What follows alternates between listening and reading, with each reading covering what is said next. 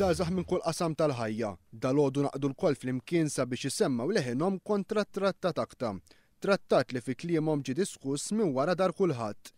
Il-mixja simbolika bdiet minn fejn il-funtana ta' Tritoni fejn għatta żgħażagħ kienu lebsin flokkijiet messaġġi kontra l-ACTA u maskri użati minn grupp ta' hackers anonimi li llum qed jissimbolizzaw il-ġlieda kontra dan it-trattat. Maskri li qajmu kontroversja tant li l-pulizija li kienu fuq il-post ġelu li żgħażagħ ineħħuhom minħabba li l-liġi Maltija ma tħallihomx jintlibsu jekk mhux fi żmien tal-Karnival. Għal din il-mixja simbolika attendew għat-taqdiet taż-żgħażagħ fosthom il-Forum Żgħażagħ Laburisti, l-Laqda tal-Istudenti Progressivi Move, l-Laqda tal-Istudenti Soċjali Demokratiċi Pals, il-Front kontra ċ-ċensura u l-Moviment Graffiti. Dawn se jkunu qed jimmonitorjaw il-ħajja privata tan-nies, il-ħajja privata li hija dritt fundamentali tal-bniedem u din dan it-trattat huwa teddida għal dan kollu. Jiġifieri hemm ħafna pajjiżi li ma ffirmawx dan it-trattat, fosthom il-Ġermanja, naħseb li Malta għandha tkun wieħed mill-ewwel pajjiżi li tirtira minn dan it-trattat, nevalwaw sew jekk hemm bżonn fil-futur isir xi ħaġa imma żgur fejn mhux ikun hemm teddida għal drittijiet fundamentali tal-bniedem.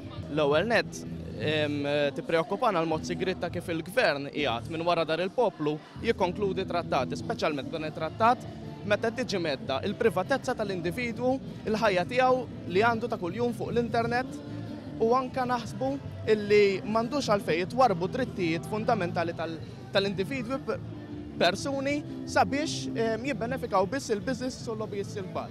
L-ambigwità ta' kif huwa dan il-ftehim u kif jiġi infurzat hija kbir inkwetanti u ta' bil-fors li bħala għaqda xellugija wkoll li tiddefendi drittijiet tal-konsumatur, taż-żgħażagħ u d-dinjità tagħhom u l-privatezza tagħhom fuq l-internet kontra l-interess dawk il-ftit li sabiex ikomplu ħanajtek ħaxnu butom jirrestrinġu id-drittijiet tal-bniedem anke online. Aħna f'isem il-Kunsill Studenti Junior College qegħdin sħabi hawnhekk ġejna hawnhekk biex insemmaw il-ħed tal-istudent għax nemmnu li l-istudenti kienu fidla f'dawn id-deċiżjonijiet u nemmnu li l-istudenti kellhom iktar dritt li jsiru jafu iktar kif ħadd żvolġi din id-deċiżjoni.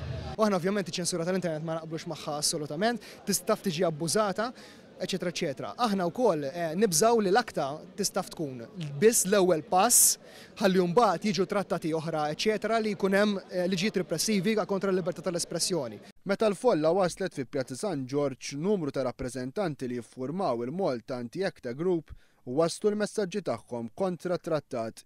Uħud mill-messaġġi esprimew ukoll ir-rabja taż-żgħażagħ Maltin u Għawċin lejn il-Gvern li qabad u firma dan it-trattat minn wara dar il-poplu u mingħajr ma saret l-ebda konsultazzjoni pubblika.